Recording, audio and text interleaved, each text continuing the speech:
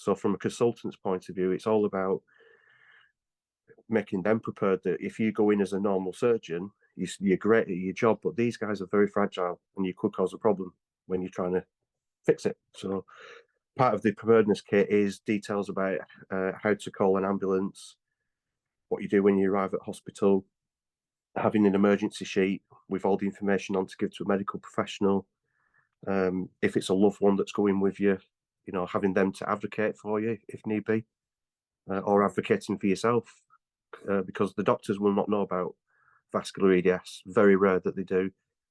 Some you'll come across will say, yeah, I've heard of EDS, but they're focusing on the wrong type. And then you've got the kick in, no, it's the vascular type. But it's having the documents to hand to give to them, medical alert bracelets. And that's what we help patients with and families.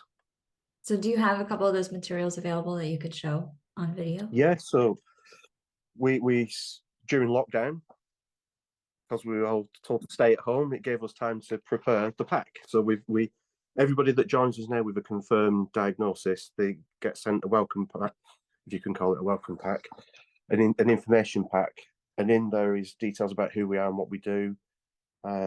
We enclose the emergency sheet with what to give it to a consultant. It explains what not to do in the emergency room.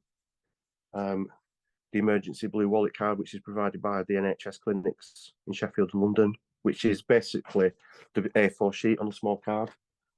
But what we do is when we send that pack out to somebody, we then follow it up with a phone call or a Zoom to explain the pack, and that we'll do things over a period of time and not all at once, because we know firsthand the early stages of the diagnosis is quite stressful and the anxiety levels are up there, which we understand. I've been there, I know what it feels like. So we break it down where over a period of weeks, let's tackle different parts of the pack. Yeah, I love that. That's awesome. And I know that, so the NHS is that's like UK specific, right?